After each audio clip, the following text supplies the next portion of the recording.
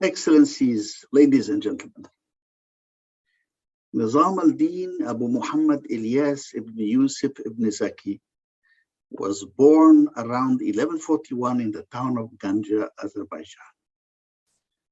By the time of his death in 1209, he would leave his stamp on Azerbaijani history, Persian literature, and global culture. He is known to everyone as Nizami. Nizami was a sage, a mystic, and above all, a poet. I am honored to be serving as the co-chair of the Board of Trustees of the International Institute that bears his name, the Nizami Ganjavi International Center, which is devoted not just to uphold his legacy, but to promote the values that he espoused and be a center for learning, tolerance, dialogue, and understanding.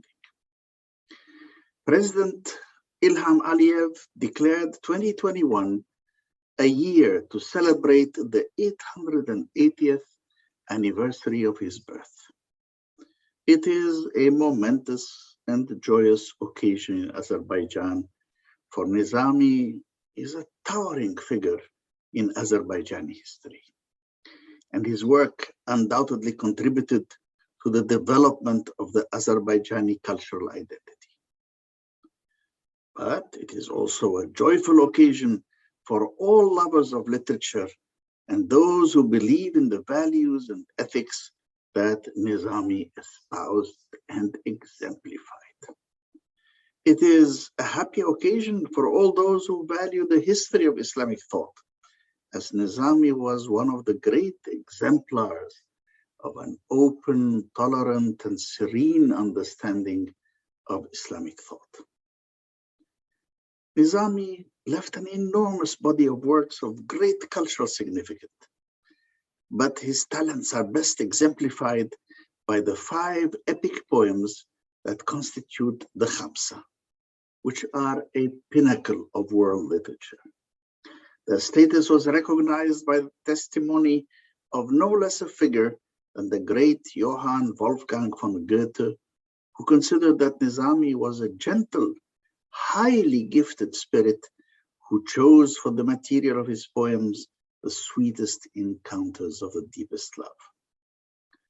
Today, we recognize the multifaceted personality of Nizami as a scholar, a sage, a mystic, a poet, and a man of great wisdom, but above all, as a poet. His work lives on and has inspired artists, musicians, writers, and poets in many parts of the world.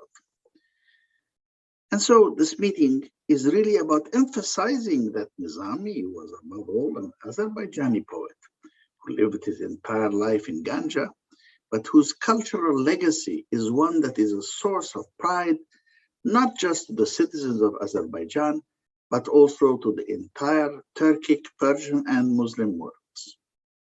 So it is with great figures who have contributed to the collective consciousness of humanity and the cultural history of our complex and interacting civilizations. Is that an overstatement? No. I believe that the ethics of Nizami, articulated in the cultural legacy of his great artistic creations, are relevant to us in this very different and highly complex world in which we live. Nizami was a man of peace who advocated nonviolence even when referring to his enemies. But Nizami went further. Not only did he advocate not doing harm to one's enemies, but also believed that the best way to use one's short time here on earth was to be good, to live a good life, to do good deeds, to practice the virtue of goodness for its own inherent value. He reminded his readers that the only seed worth growing is the seed of goodness. Well, that starts with being kind to one's friends and neighbors, and then grows beyond the limits of village and town to embrace all of humanity. He considered that the virtues of a ruler must include justice and concern for the conditions of his people. A good ruler must strive to bring his people peace and prosperity. True, and more recently, undergirding these, we recognize the importance of laws that would guarantee each individual a sense of freedom, justice, and equality, and guarantee society a certain sustainability. And Nizami spoke to all of these issues with skill and insight. Indeed, I can recall many passages from his epic poems and his divan, where he underlines the virtues of a ruler being committed to ensuring peace and justice. And being a Muslim hakim or sage, he valued the Sharia's concept of equality before the law. In fact, he enjoined his son to study the law, but warned him to let the law instruct you in God's service. Let it not teach you how to lie. Nizami espoused diversity and openness to all cultures, not just tolerance of the differences in these cultures, but a true appreciation of the value of diversity. For he underlined how each culture and each tradition had its own pearls to contribute to those who were wise enough to invest time and effort in learning about them. But what about his attitudes towards women? An important issue in our days, no doubt. It has often been seen as a litmus test for issues of human rights in all societies. For gender issues are unavoidable, as they involve how a man relates to his mother, his sister, his wife, and his daughter. It's not just an attitude that he can take towards a different cultural or ethnic group with whom his interactions may be quite limited or even restricted to studying from afar their cultural contributions. Well, although Nizami wrote over 8 centuries ago, women in Nizami's epic romantic poems are endowed with great beauty, elevated on a pedestal, and are objects of desire that inspire men to great deeds, as when Farhad literally moves mountains to win the love of Shireen.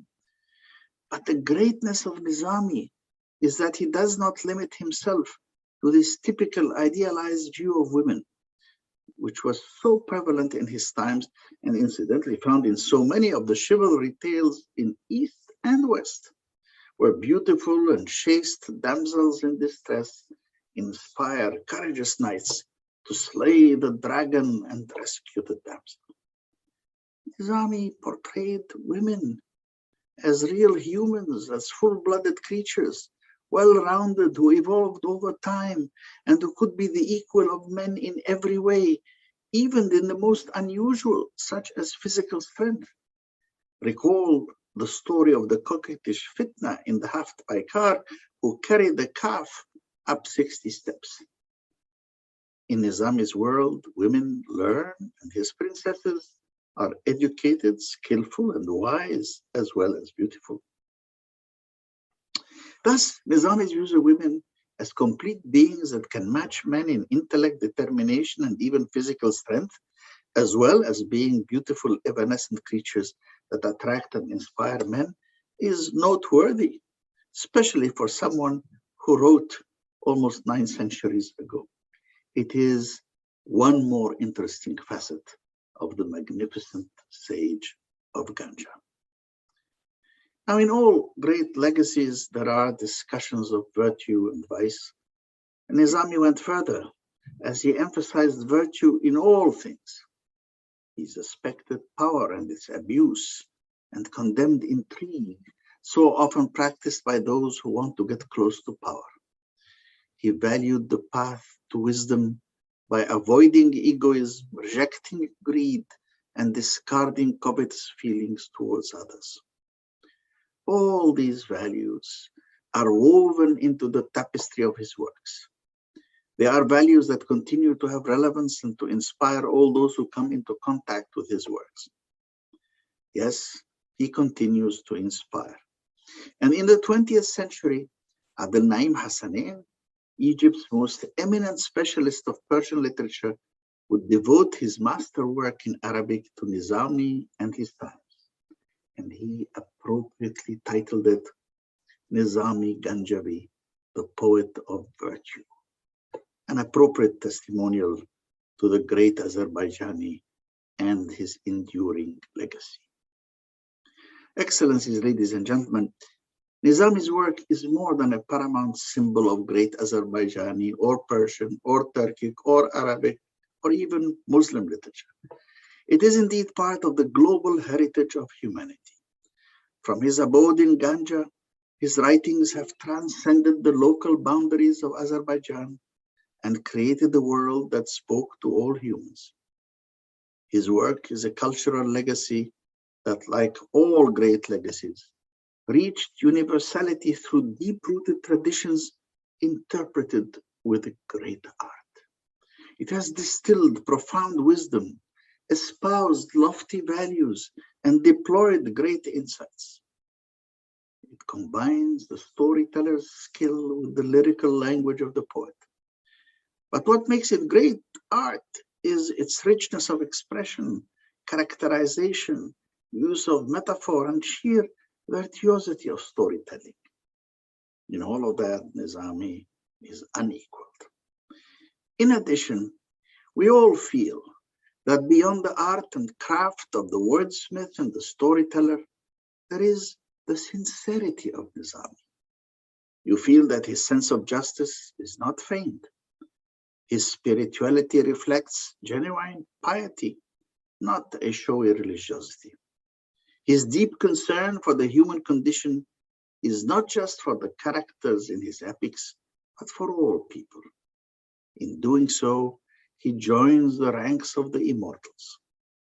Nizami's masterpieces, his Khamsa, like all great classics, from Homer to Shakespeare to the recent past, have stood the test of time.